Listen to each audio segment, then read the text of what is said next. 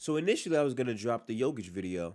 That's cooked. This video is going to focus on Victor Wembanyama and Scoot Henderson and the future of the NBA.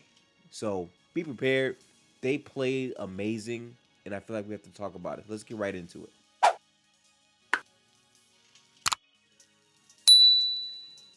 Victor Wembanyama is going to get a lot of love and respect and praise, but I actually want to start this video talking about Scoot Henderson.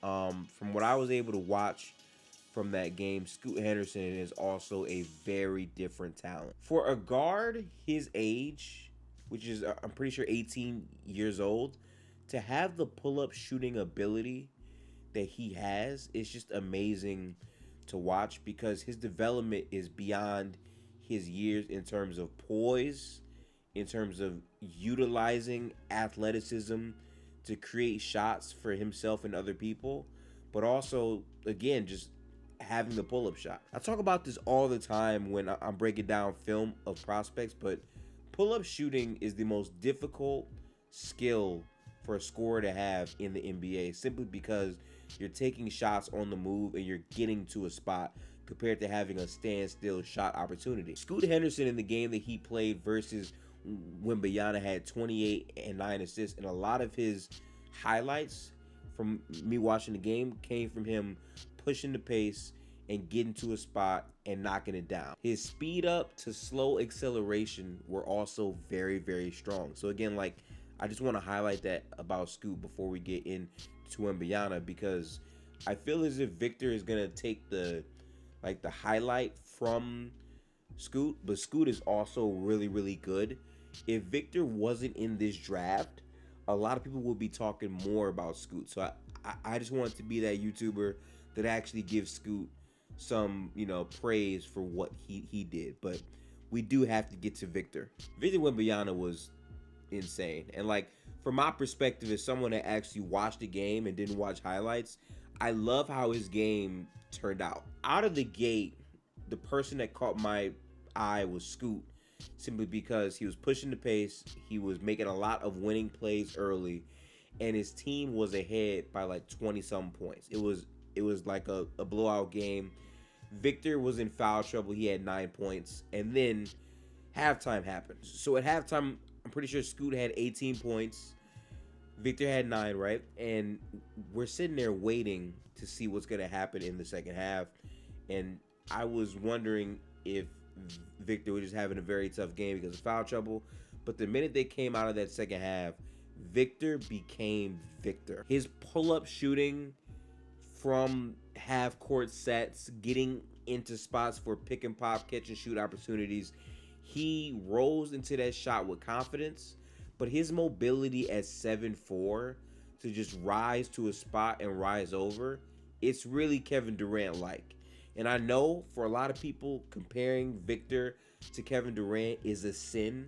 But in terms of what his actual skill set is, I think it is a valid comparison how tall, mobile, lengthy players get to their spots to shoot. What makes Kevin Durant so great, and by the way, link in the description if you want to see our Kevin Durant film thread for the locker room. We just did that last night. The way that Kevin Durant gets to his spots, a lot of it is through relocation threes and off-ball movement. And in this game versus Scoot Henderson, Chet, very big dude. Wembanyama was also just coming through confidently, getting to spots and knocking down shots. It was really ridiculous to watch. Wembanyama's leverage to actually get to the paint, he also did a very good job of mixing that up, using his height because no one could really guard him, simply because he was just a matchup nightmare for everybody. And when he's coming down the court, knocking down threes, he really bends how defenses have to guard him. However, the most impressive part from the Wembanyama experience in this game was his defense. I just love the way that he made plays on a defensive end. Being 7'4", the number one thing that comes to your mind is, yeah, he can block shots at the rim. But Wembanyama showed clear, switchable potential. He had multiple possessions in the second half where he was isolated versus Scoot. And Wembanyama not only held his own, but he wound up blocking the shot and winning the possession. That type of versatility when it comes down to foot speed, hand-eye coordination, just knowing where to be, You don't see players in general have that, but especially not players at 7'4". It's just wild seeing the stuff that he does on the court. This conversation really applies to Scoot as well, because again, like Scoot is 6'2", I believe, with the 6'8" wingspan. He's also super athletic, but his moves and ball skills are just advanced beyond their years. And like, I kind of circle back to that because these two prospects, regardless of who you think is one, which to me should be Wembanyama, even though I do love Scoot, this just speaks to the level of talent that is coming into the NBA. Cade Cunningham, Evan Mobley, Scotty Barnes, like these three players were the highlights of last year's draft. In this year's draft, you have Scoot, you have Wembanyama, you have the Thompson twins.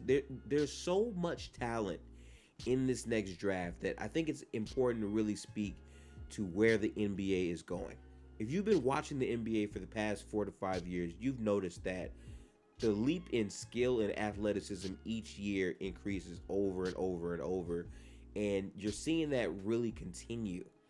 And the idea of having a forward who can be tall, who can guard, who can knock down shots, that is like the Kevin Durant-esque mold that a lot of GMs really want to go with, because ultimately, even though skill is very important in basketball, we will love it if the person being skilled could also be 7 foot. It would just be great. What this draft will do in terms of motivating teams to tank and lose to get these good players, I think it could be some very nasty business for the NBA. You're going to see a lot of teams intentionally losing to try to get the best chance of drafting high. And even though the NBA is taking measures to kind of limit the amount of tanking that some of these teams do, there's only so much they can do. And I'm telling you, because of how competitive the NBA is this season, once January hits, I think a lot of these teams are going to make up their minds and just start to roll out that tankathon. Because these players from like 1 through 6, I think could all potentially be generational prospects. And seeing the skills and the talents of these guys early before they hit the NBA, to me, it just speaks to like how versatile they are, to where if you're building a team around them, you can find a lot of long-term success. And I feel like a lot of these teams that are currently stuck in the mud and don't have a clear direction of where they're going, these prospects can legitimately change the future of what their franchise is. If you focus on Victor can fit on a lot of those teams simply because he has the perfect combination of dribble, pass, shoot, and he can alter shots at the rim. He can fit on OKC, Rockets, Magic. And the same can be said for Scoot in terms of him being a nice playmaker, dynamic defender, and having the pull-up shot. The fact that he has the shooting ability coupled with this speed, he can push the pace and lead a lot of units in the NBA. It's just a bunch of versatility. And like, that's really the key word of this video. I'll probably say it like a million times. Versatility is where the NBA is going, and this next draft is full of players that have that length and mobility. And for them to have that much skill at their age, imagine when you get a chance to develop them at the NBA level in an environment where there's a space floor and they're just overall better players. Like, it's gonna really juice how good they can be. And yes, I'm sorry that I have not dropped the Nikola Jokic breakdown yet, or the Nets videos. Listen, y'all, we be grinding. I try not to upload daily because I don't want people to like just, you know, take it for granted. Like, I have a lot of videos. I feel like giving things some breathing room is pretty healthy, but I promise the Jokic video will be coming. I just had to record this on Victor versus Scoot simply because it was an insane matchup, and it just speaks to the level of talent that is blossoming all over the world and how far basketball has come from 2 decades ago. Like, we're going to see some special stuff out of this next generation of hoopers that are coming into the NBA. It's going to be a very, very fun time.